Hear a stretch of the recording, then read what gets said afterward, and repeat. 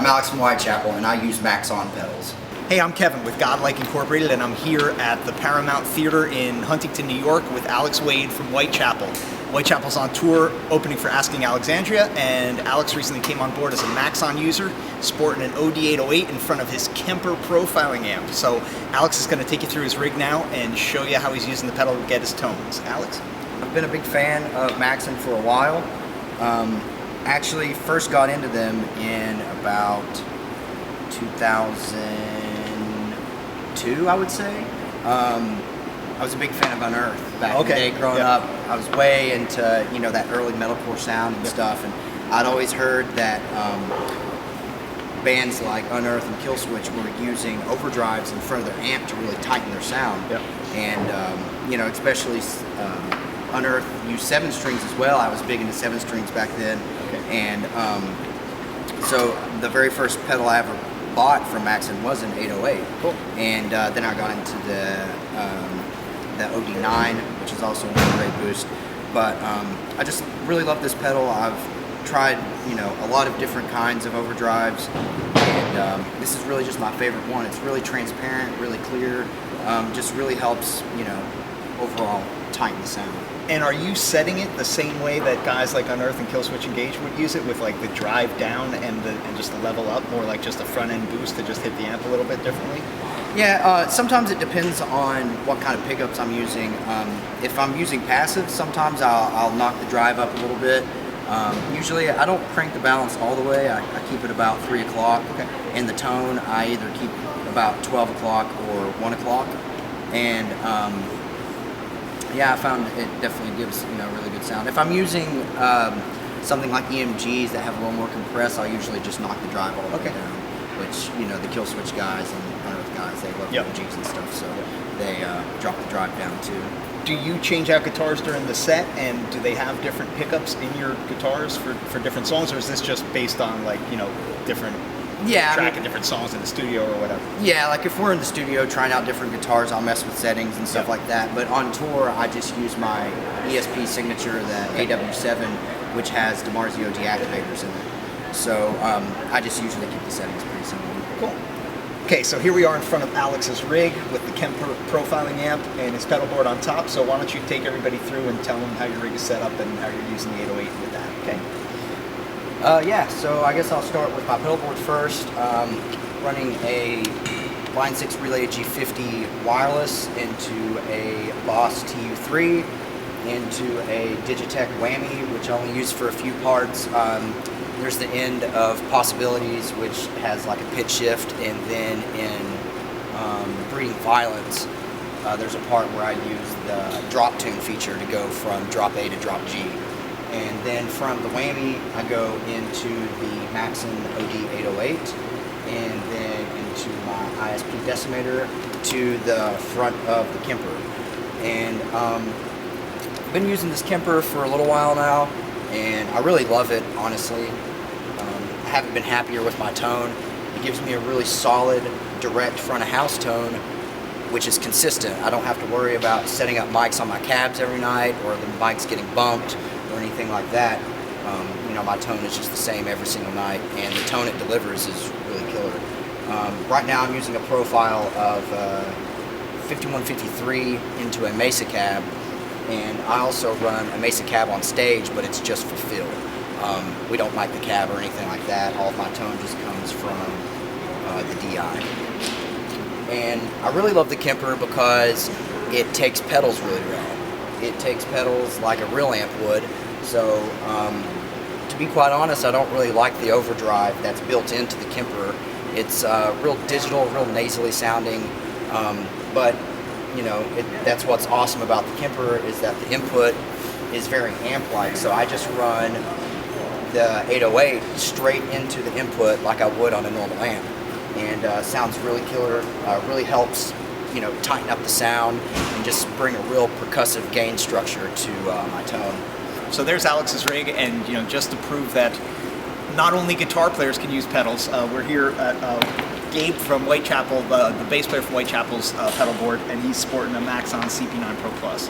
So Alex, tell us a little bit about how Gabe's using that pedal with his rig. Yeah, so when we got in touch with Maxon, we'd never really experimented with using compressors on gauge bass before, but when we got in touch with Maxon and got the opportunity to try a couple different pedals, we really wanted to try putting compression on gauge bass, because I always felt like live there were certain parts where he actually likes to use a little bit of gain on his bass, so he actually needs a noise gate, which sounds crazy for a bass guitar because a lot of bassists don't use noise gates, but I always felt like since he had to use a noise gate, it would always kind of limit the just how much his bass really pushed. You know, it just really felt like it wasn't there. And we started using the Maxon CP9 Pro Plus, and it's a killer compressor. It really helped kind of just limit the bass and just make it, you know, really fat and solid. And then, you know, we send that to his Sans amp, which goes to the front of house for his tone. And I haven't been happier with, you know, his tone in a while. It's a really sick sound. It's really simple. I mean, you know, it's literally just tuner, compressor, noise gate, Sans amp.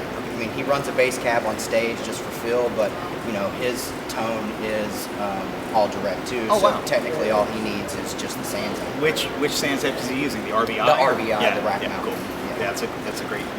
And again, CP9 Pro Plus running at 18 volts. It's just going to give you a ton of headroom, and it's got 30 dB of gain, so it slams everything. It's just a very powerful full frequency compressor, so it pushes a lot of air, particularly with bass. So bass players, go get some. This is our guitar vault. It's where the guitars ride while we're on tour, so they're kept safe, and we don't have to have, you know, 10 different guitar cases. They all just ride in at once. These are my signature guitars. The ESP LTD AW7 features DiMarzio deactivator pickups. It's ebony fretboard, 25.5 scale neck, mahogany body with a maple neck through, and yeah, it's a really solid guitar. I love it.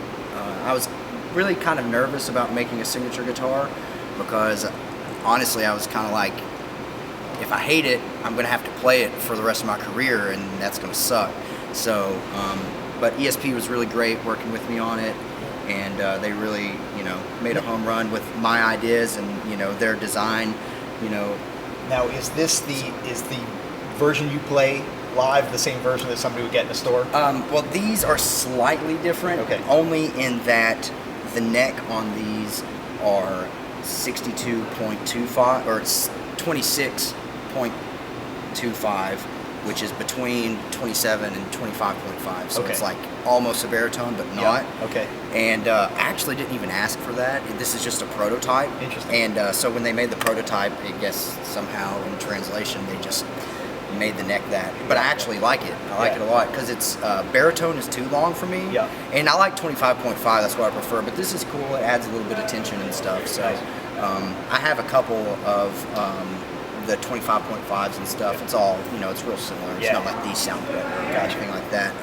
The only difference in these guitars as well is the wings on this are alder instead of mahogany. Okay. On the prototypes, I originally said alder, and then before the guitar came out, I had it switched to mahogany. Yeah. So it just gives it a deeper, richer sound. Yep.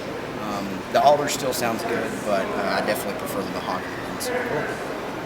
Show them that beautiful swirl. Yeah, this is a guy that we have out playing guitar with us right now. His name's Ben Eller. He actually swirls his own guitars, and this is his Ibanez that he swirled. Really cool. He does all this himself. He swirls it, and then he'll give it to one of his buddies that does the clear coat on it. Great. So it's a really cool process how he basically, you just fill a paint bucket up with different kinds of paints that, you know, they don't mix, and you literally just take the body and dip it in there. Oh, wow. And it's one shot. You put it in and pull it out, and that's what it is. Oh, wow. You That's could, great. you know, I think there's a way you can clean it off if you don't like it and then try it again. But, or maybe you can just re-dip it if it's still wet to get a different look. It's no two the same, But, everything different. yeah, exactly. Yeah, every single swirl is different. So Awesome. he swirls the headstocks and everything. Very nice. Yeah, it looks really rad. Cool. So there you have it. Alex Wade from Whitechapel and Maxon. Check us out online at www.maxonfx.com. I'm Kevin for Godlike signing off, telling you to go get some. Got it.